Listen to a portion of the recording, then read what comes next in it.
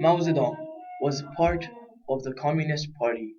He was intended to become the new president and leader of the Communist Party and Public PRC of China. Before Mao Zedong came into power in the 1960s, 60% were working on farms, and the population had tripled in the past centuries. So he wanted to get rid of all entertainment and focus on work mainly. But his opposing party, the nationalists, said that their culture was extremely important. So a major war was held, and as you can see, as Mao Zedong's Red Army started destroying the Blue Army, the nationalist Blue Army. Once Mao Zedong defeated the the nationalists, the nationalists ran off into Taiwan, and decided to work there. Mao Zedong decided a 5-year plan in which his phase one, which is quite interesting, was to get enough food for the people, which was a great idea.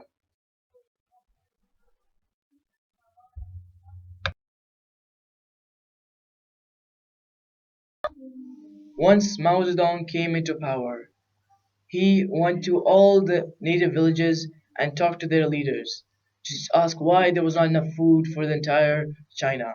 He found out that most of China was not working.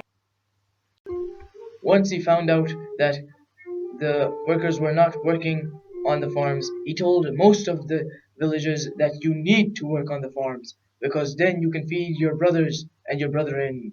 So, for being enthusiastic, many of the workers decided and villagers decided that they must work on the farms so they can help each other. Many villagers were now working on the farms, delivering enough food for the entire PRC or People's Republic of China. Mao Zedong was happy that his phase one of his plan worked, and he could move on soon to phase two. Mao Zedong decided that China needed more technology to industrialize, so he demanded that foreign companies that wanted to be part of China's companies had to share his technology with their Chinese partner. Mao Zedong's phase two of Mao Zedong's plan was quite devastating to China's population. He told all of China's population to start working in factories, but there was not enough food to go around, and then many died of famine and starvation. It is estimated that the Great Famine killed around 30 to 50 million people. China has the second largest economy in the world today. They play an important role in the global economy of the world. Even though they have the second largest economy, they're still a developing country. China mass produces a lot of things like automobiles, mobile phones, laptops, and computers and other stuff. In industries, the employment structure is diverse. Some major industries are China has recently become a very has become into the secondary industry. It has quite a diverse employment structures has has quite a big cities like Shanghai and Beijing. This tells us that China is quite successful in their industries and industrialization. Even though China has the world's second largest economy, there and affects the world's global economy, they are still a developing country. As you can clearly see, there are many buildings being built because there's quite a huge amount of population for China to feed and employ. They require huge amounts of work and an extremely delicate economy. So far, communism has worked for them, and only China has been successful with communism, as we see with Soviet Russia as it failed.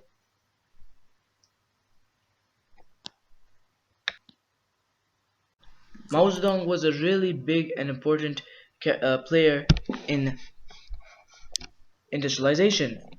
He was probably one of the most important people as he activated communism. People say he was quite a great man, but some people also despise him. The president in China right now, Xi Jinping, says that we should look at 70% of all the good things Mao Zedong has done. He has done 70% good and 30% bad, and we should consider the mistakes secondary. Though Mao Zedong did make two extremely big mistakes. As I said earlier, he made China's surplus workforce to work in steel brickyards, causing the Great Famine that killed 30 to 50 million people. Now, what else he did was to get rid to he wanted to get rid of much of China's history and art, culture. So in the end, he sent his Red Army and destroyed ancient temples, killed scholars, politicians, holy men, and entertainment entertainment. He believed that those who worked for entertainment or believed who did not really care about China. When his army was off attacking and destroying holy places, this holy places, this was quite dangerous because this set China into a huge destructive era because there was quite a lot of chaos in around the area, as you can probably imagine. Because of the because of this, most of China's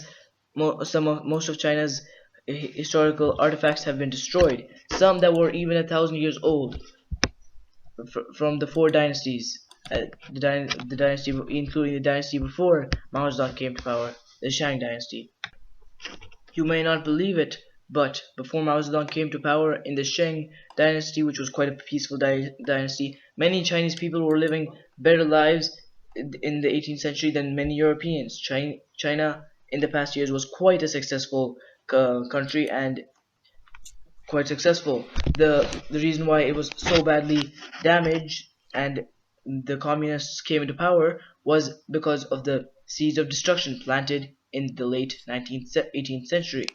What happened was basically the increasing population and the population density of the Chinese Empire. It had doubled in 1650 and it doubled again in the 1800s to 300 million, and in the 19th century it was 400 million.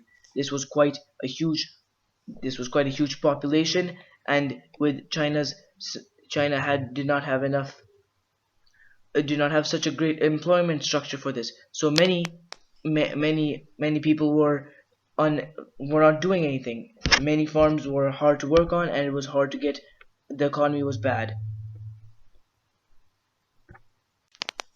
In the past, China was quite had quite a dense population and were quite dangerous and were one of the world's biggest empires. They had the Silk Trade route, which was quite important at the time. They were also trading with the Europeans, the Indian Empire, the Mughal Empire. They were fighting against the Mongols in the north. They were fighting against Japan in some parts, in sometimes, and were sometimes trading with them. This shows us that they had quite a huge economy and were quite successful. But then but then their great recession happened in the 18th century and all of that fell. But then Mao Zedong brought it back to the top with his unbelievably great skills. He was able to make China one of the world's second biggest economy, and is now China is now one of the world's biggest benefactors of the global economy, and is and if China ever would have a recession again, it would affect the global economy and America's economy quite a lot. So China is in quite a good position now. Even after China's industrialization, there were still quite a few problems.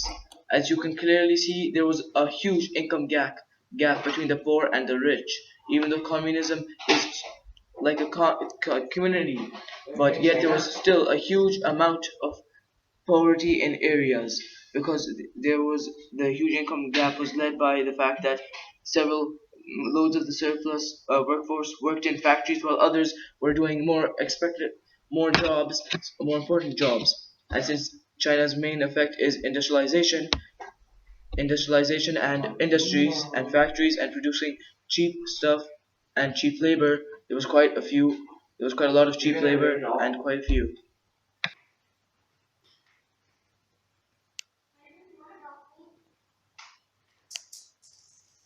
One of the biggest economical problems for China is pollution.